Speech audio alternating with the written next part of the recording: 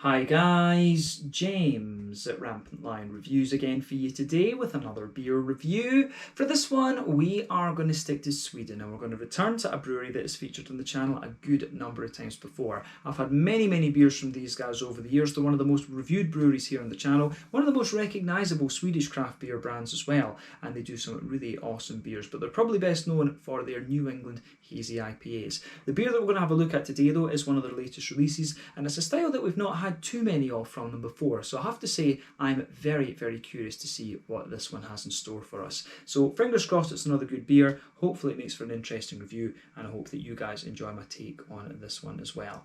So yeah, for this review then, we are going to head up towards Gothenburg once again, Göteborg as you would say in Swedish, the Swedish craft beer capital up there on the west coast. Got to get that Gothenburg catchphrase in when we're reviewing the Gothenburg beers because it is just channel tradition these days, I guess we could say. But for this review, we are going to return once again to Stigbergets Brewery. So this particular beer is called the New World Pilsner. It comes in at 5.2% ABV, and I think you can guess what style this one is. But yeah, I've had a few lager beers from Stigbergets before. Of course, recently they've been releasing their Ringubräu series, which has been really interesting. But I have had a beer that was simply called Pilsner from them, and I was really impressed with that actually. I thought it was really quite nicely done. But this one is supposed to be a little bit of a more kind of American hot version of a Pilsner. So I have to say I'm very curious to see what it has in store for us. But yeah, this beer was released here in Sweden as part of the Lokal och Småskalig assortment through Systembolaget for July of 2021. But yeah, let's see how we got on with this one then. Curious to see what it has in store for us. So let's crack on with the review. As always with my reviews then, I'll tell you a little bit about the brewery before we taste the beer. If you want to get straight to the tasting, just fast forward.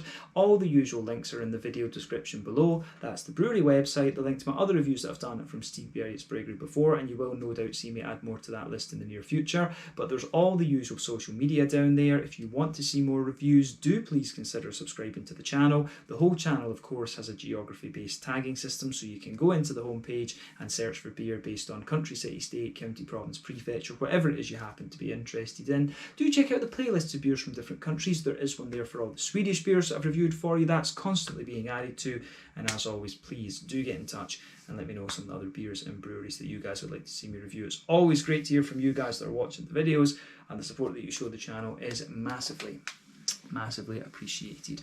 So anyway, to tell you a little bit about Stigbergets Brewery once again then. So on to my brewery notes. Stigbergets Brewery, as I've mentioned to you already, are based in Gothenburg, Göteborg, up on the Swedish west coast, and the company was founded by Nils Hultkrantz and Richard Simonsen. So these guys owned two bars that share the one kitchen. This is Bar Kino and the Hagabians Cafe, which can be found on Linnégatan in the city, and they both opened back in 2007. But the building itself is an independent cinema, and I didn't know this until I went to visit it. So if you want to look at what the place looks like, you can check out my Out and About video that I did back in about October of 2019, if I'm remembering correctly. But originally the idea that these guys had was to brew a few beers that they could sell in the bars, but this led to them kegging and selling the beer to other pubs, and eventually to bottling the beers, which began in November of 2014. And if you want to see what the bottles used to look like, go and check out some of my very first Stigbergets reviews. But the original beers were mainly English and German styles, but of course they really started to make their name when they began focusing on the more hoppy American styles of beer. The original head brewer was Ole Anderson, who is also the co-owner of OO Brewing, and he was the one who created the GBG Beer Week beer for 2016, which was really what brought New England Hazy IPAs over to Sweden. Then came the Amazing Haze, which has become a little bit of a staple, and then we also had the Narangi from OO Brewing at the same time, which was is a very nice beer. So yeah, those are three of the kind of four cult classic Swedish IPAs. The other one I would say is the New Sweden IPA, which is very nice. But he was replaced, Ole Anderson was replaced in April of 2017 by Barnaby Struve, who was one of the vice presidents at Three Floyds over in Munster, Indiana, close to Chicago in America. But he only stayed with them for a very short time. To kind of help them transition, if you like. But around that time as well, they moved the brewery to Partihalarna, where they were brewing 5,000 litres batches at a time, and they also began working on some sour beers when they moved in there as well. At that point, they started selling their beers in the 440ml cans, and this helped them export a lot more, and that's really grown their name across the world actually. Like I said, these guys are one of the most recognisable Swedish craft breweries across the globe these days. But they also have a brew team now of Ollie Banks, who used to work for Beavertown in London, and Lucas Munraid, who used to work for All In Brewing, one of the numerous gypsy breweries operating in the Gothenburg area. But as of summer 2020, they've moved into a new brewery at Ringen in the city, and they're going to brew some lambic beer there from what I understand, and they're saying that there's the possibility for a bar and swimming facilities too. So I do need to get up to Gothenburg once again and check that out. That would be really cool to go and have a look at what's going on at Stigbergets once again. But they opened up a bar in Stockholm earlier on in 2020, I believe it was April that it opened, and they've also opened up their own folköl shop in Gothenburg too. So for those of you who don't know, in Sweden, folköl is anything that is 3.5% and below. That means it can be sold in private shops for private consumption, if you like, or in supermarkets, but anything above 3.5% has to go through the state-owned monopoly Systembolaget. But yeah, like I said, this brewery are mainly known for their New England Hazy IPAs, the ones that I mentioned earlier on, but they put new ones out there all the time, and they do some very, very good ones in fact as well. But as of July 2021, when I'm filming this review for you, these guys have produced around 130 different kinds of beer, and they're always producing more. So one of the Swedish breweries that you definitely want to check out if you haven't already. But yeah, that is all I can tell you about Stigbergets Brewery for the moment. If you want to learn more about these guys, you can check out the brewery website. You can follow them on Facebook and Instagram to keep up to date with all the latest goings on. And you can, of course, check out the Rate Beer, Untapped and Beer Advocate pages to learn a little bit more about all the different beers that these guys have done. So yeah, let's get on and have a taste of this beer itself then. So I'll just let you have a little look at the artwork on this one before we open up. As you can see, it's got that lovely standard that you get from Stigbergets. Of course, I don't know if it says the artist. It's Neil Paling who has done this one. I think he does quite a few of the Stigbergets artworks, especially these kind of portrait style ones. But you can see the Emperor Penguin on that looks absolutely lovely, I have to say. So thumbs up to them for the art once again. And I do like the kind of starry Arctic sky actually. But yeah, the New World Pilsner, this one 5.2% ABV, 440 milliliter can. I believe this beer cost 30 Swedish kronor, if I'm remembering rightly, but that translates to €3, about £2.50-ish sterling, I guess we could say, and then maybe about $3.50 American over just for those of you watching across the world, so you've got a little bit of a price reference. But yeah, 440 milliliter can this, which I think is going to be a good amount of this one. And I should also point out this is dry hopped with Nelson Sauvin, from what I understand. So yeah, lovely big 16% alpha acid hop from New Zealand, white green grape notes, sometimes a little bit of more oily gooseberry depending on what kind of malt base you have. But yeah, should be a really nice one this. But yeah, let's get it out and we'll get on with the tasting then. The New World Pilsner, 5.2% ABV from Stigbergets in Gothenburg here in Sweden. Very curious about this beer, so let's go for it. This was one of the ones that I was really looking forward to actually when I got this month's Local Småskaligt, and I held off for a wee bit because I put the new version of the Amazing Haze one out there first, but this is one I was really very, very curious about. I love trying different styles of beer from breweries that you know quite well actually, and the lagers that we've had from the Ringu Bräu range have been pretty interesting actually. So yeah, curious to see what this one has in store for us. So yeah, as you can see and as you would expect, this beer is poured a lovely golden kind of straw yellow colour. You can see that there. It's poured with a nice big head as well. There's a solid finger, there's a solid sort of finger and a half of head on this one. I would say it's a cream coloured head rather than being perfectly white. There is a wee bit of a kind of creamy tinge to it, but there's one or two big bubbles sticking towards the side of the glass on this one, and a few little ones going up towards the bottom of the head, but you can see it's got that lovely kind of natural haze to it, obviously unfiltered. But yeah, remember the colour of your beer is dependent on 1, the type of malts that you use, that determines the magnitude of the colour, 2, the length of your wort boil. The longer you boil the wort, the more the sugars caramelise, and thus you get a darker colour of beer. I'm not sure how long a boil a Pilsner would undergo right enough. I would guess like 60 to 90 minutes as standard, but then any adjuncts and barrel aging that you do will obviously affect the colour of your beer as well, but those factors are not in play when it comes to the this New World Pilsner, of course. But yeah, it certainly looks the part. I think this one looks very, very nice.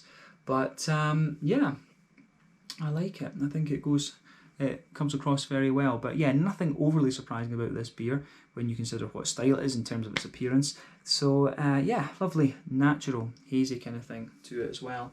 But yeah, good stuff. Nice looking beer. So let's take a closer look at the aroma of this one then, and just see how we get on. I'm really curious to see what this has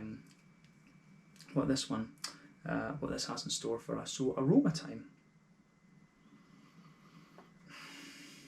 Oh yeah, it is quite nice actually. I'm going to say straight away, it strikes me as a little bit more yeasty and things like that. You know, it has got a little bit more of that kind of Czech Pilsen to it than the German Pilsner. So remember, these beers of course are lager beers, stating the obvious, but the definition of a lager is a low temperature fermentation, bottom fermenting yeast, whereas ales are top fermenting yeasts, and they do their fermentation between, you know, 15 to 18 degrees Celsius. A lager beer will do it between 8 to 12 degrees normally.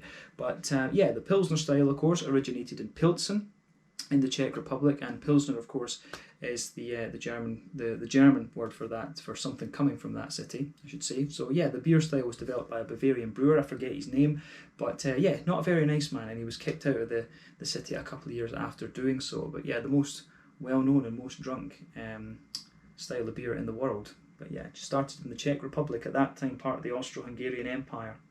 So yeah, I want to say 1842, come to think of it, yeah. But yeah, the aroma of this one is very nice. Straight away, it gives you a little bit of that more kind of yeasty characteristic that you would expect of a sort of Czech beer. So you can smell a little bit of a kind of yeasty, almost very slightly woody aroma to this one. But you've got a lovely kind of bready backbone to this one, a lovely kind of fresh white bread, a little bit of a bread crusty character in there as well, which I can certainly appreciate. And yeah, it goes together very, very nicely in that regard actually. So you've got a lovely, as we say, white bready, just white bready backbone to it, a little bit of bread crust in there as well. You can smell some of the crispness of the Pilsner malt coming out of this beer as well. And I've told you in other reviews that, you know, Pilsner malt is a bit of an annoying one to describe, because it's really a vibe that you get out of the beer. It gives you a big kind of crispness. There's certainly a wee bit of a kind of sweet, you know, caramelly sort of thing to it, and a little bit of a more kind of, there's a little bit of a kind of very sweet caramelly element to it, but then you get all those nice McVitie's digestive biscuit elements out of it. So that's probably, there's maybe a wee tiny touch of like Carapils or something like that in this beer. But yeah, the bready character is quite, the bready character is very, very soft in this one, I have to say. And as I say, it's got a bit more of a kind of yeasty, woody element to it as well. So bread crust, white bread, little touch of sweet caramel, some McVitie's digestive biscuit elements, and yeah, as I say, I think it goes together very, very nicely in that regard. So yeah, I think that covers the malt base, to be honest with you. Just a wee hint of a almost slightly very farmhousey kind of element to it as well, with that doughy bready kind of thing. But yeah, on the hoppy side of things, then I would say that on the hoppy side of things, I would say that the green component of this one is quite nice. You do certainly get a little bit of earthiness out of this one, so I suspect that this has probably got, you know, Czech Sats or one of the German Hallertauer 10 or maybe even Slovenian Styrian Golding or something like that, and I do suspect it's got one of these noble hops in the background. But then I think the Nelson Sauvin might only be for the dry hopping or the late edition. So remember, early edition hops are the ones that give you your bitterness, late edition hops are the ones that give you the more flavour and aroma component out of the beer. But yeah, you certainly get a little bit of a kind of smooth earthiness out of this one, which, as I say, I think it's a bit noble. Some nice brighter floral aromatic notes out of this one, which makes me wonder, could it be a German hop that's in here? But then on the kind of front of the nose, if you like, you get a nice kind of light grassy sort of thing, but there is a wee bit of a kind of zestiness to it as well, I have to say. But it's not a madly big zestiness, I would say, but still enough to kind of pique your interest, if you like. But on the fruity side of things, it is kind of pretty much as you would expect from Nelson Sauvin. It's got a lovely sort of smooth white green grapey sort of thing to it. Maybe there's a wee tiny touch of that more oily gooseberry thing that you can sometimes get, but there are wee bits of kind of pear and you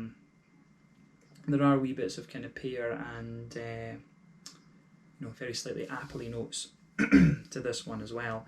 So yeah, I do like how this beer goes about its business from aroma wise, but nothing overly surprising about it again when you consider what style it is.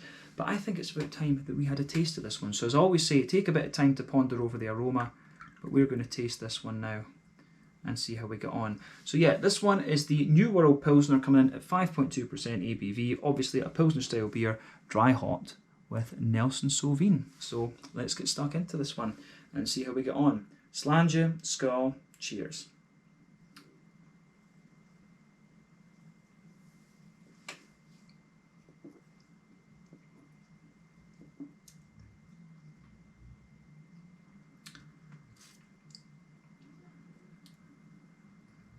That's very nice, actually. Very smooth Pilsner as well. That's the other thing. It's not the crispest of Pilsners that you're going to come across, but it's a very nice, kind of smooth, drinkable lager. And I've kind of noticed that with the other lager beers that we've had from the Ringubrau series, especially. They do seem to like a kind of bready, bread crusty kind of backbone to these sort of beers. I do wonder if they've developed their own kind of house yeast for lagers, because there is a very distinctive taste between these different Stigbergets beers. So this one is not a million miles away from the Ringubrau lagers that we've had before.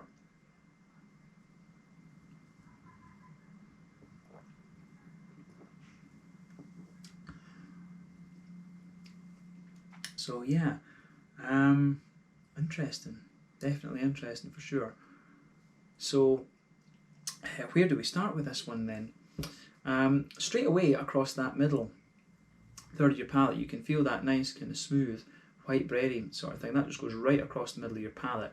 Underneath that, of course, you do get a little bit of a kind of woody element to the beer, which I can really appreciate. I do like that. The middle third of your palate we're talking about here, there is a wee bit of a woody element there, but that kind of smooth bready backbone to this one really blankets the middle and the back third of your palate. But let's focus on the middle third of your palate just now. So on top of that, you've got a little bit of a kind of smoother bready kind of thing to it, which I do like. At either end of that middle third of your palate, you've got a bit more of a kind of bread crusty element. So yeah.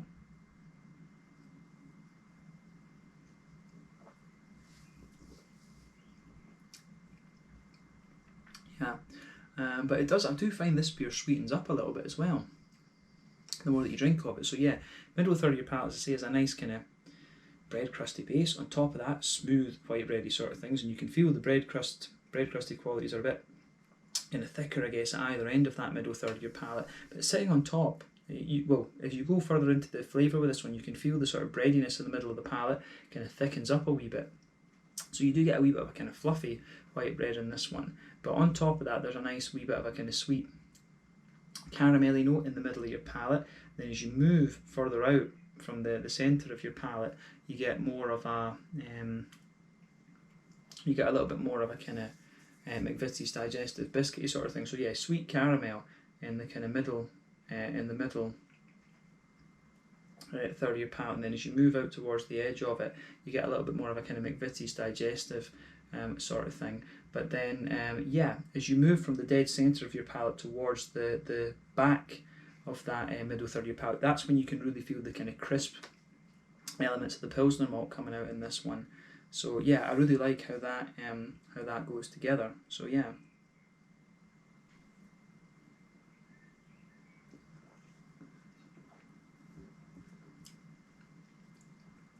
But yeah, the malty sweet side of things in this one, I think, is the malty sweet side of things is very nice actually. But yeah, I do like how that goes together in this beer. I think it's got really, as I say, this beer just builds up a little bit of sweetness the further you go into the aftertaste, and I just really think it suits what's going on. So you've got a bit of sweetness, a smooth breadiness underneath, and you've got a little bit of a kind of you do get that kind of crispness out of it too. So it really comes across as, I think, more of a kind of Czech Pilsen this rather than a German Pilsner. So yeah, that's an interesting point to take away from this beer. But let's focus on the other parts of the beer now. I think there's not much else to say about the middle third of your palate. But yeah, Back third of the palate then. So border region between between middle third and back third of your palate. Again, you get a wee bit of a kind of bready build up there, a wee bit more of an intense bread crust. But then underneath on that back third of your palate, you can feel that nice, smooth, bready kind of element. But underneath that, you do start to get a slightly more intense bread crusty sort of thing. But on top of that, white bready elements, and then on top of that, you get a bit more of a kind of airy. You do get a bit more of a kind of airy, yeasty kind of thing out of it. But yeah, I think that's how. I do think that's how it goes together. But yeah, the back on the back third of your palate, as you say, when you start on the back third of your palate, you can feel the flavours a little bit taller, so you get all those airy yeasty notes. But as you come further forward, it condenses down a little bit, and as you go into that middle third of your palate, it's the flavours are a little bit more kind of squashed together in a sense. So I like that about this one. I like how it goes about its business in that sense. But yeah, back corners of your palate, definitely a wee bit of an earthiness in there. It's quite a smooth earthiness as well, so I do suspect there might be a little bit of a one of the noble hops in here, be it Slovenian, Czech or German, whatever. But yeah, there is a little bit of a kind of smooth earthiness in there. But as you move further forward, you can feel a little bit of a herbal quality, but then as you move again towards the kind of front corners of the palate, it develops a nice kind of floral aromaticity. It's almost slightly spicy in a sense. But yeah, round the front curve of your palate, it's distinctly lighter and grassier, and again there's a wee bit of zestiness in there, and I think that part of that will come from the Nelson Sauvin, of course, too. So yeah, you do get a wee bit of zestiness off this one, and that sort of links up with the crispness that the beer has in the malt base. But yeah, let's focus on that front third of your palate then, and the fruity side of the beer.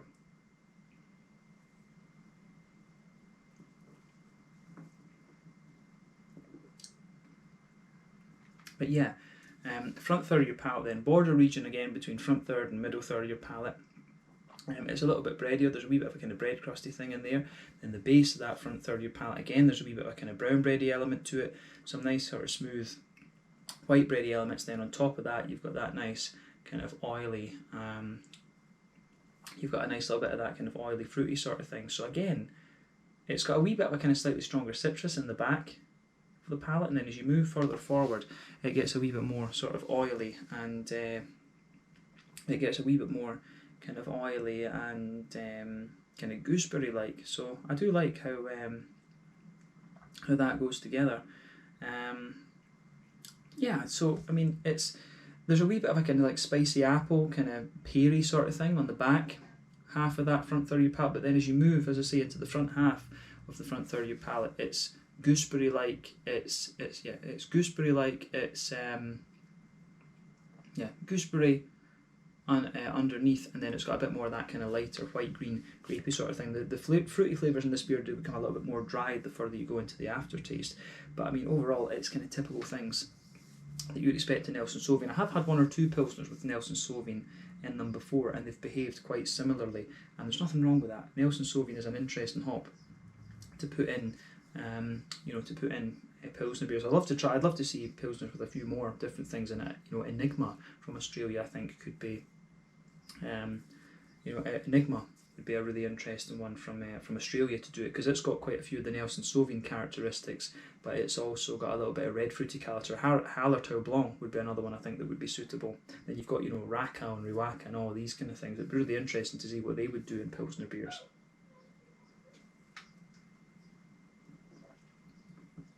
But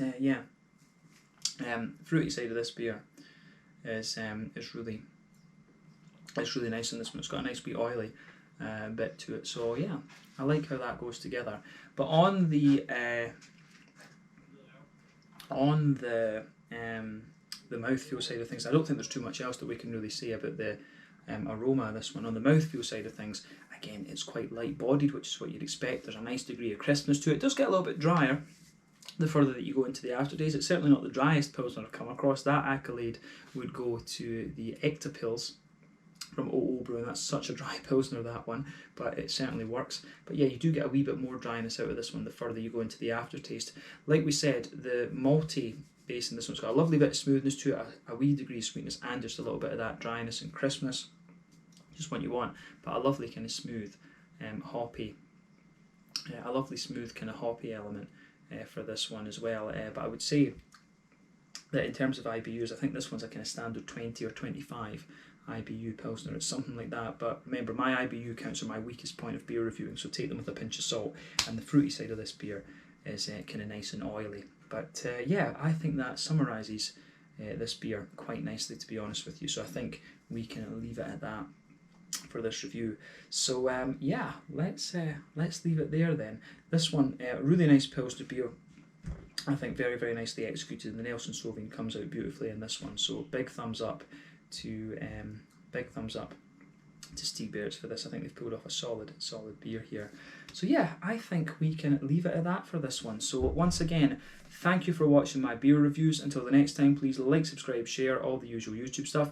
Let me know your own thoughts on this one in the comments section below. Let me know what your favourite beers are from Stig Barrett's as well. This one was the New World Pilsner, coming in at 5.2% ABV. Definitely worth a try, and Stig Barrett's showing once again how they really do these lager beers very well. So I look forward to the next additions to the Ringenbräu series. There's still quite a few lager beers that they could add to that if they want to. But yeah, let's leave it there. Thank you again for watching. Check out my social media. Check out Stig Barrett's social media, and I'll see you guys in the next one. Sláinte, skål, and cheers.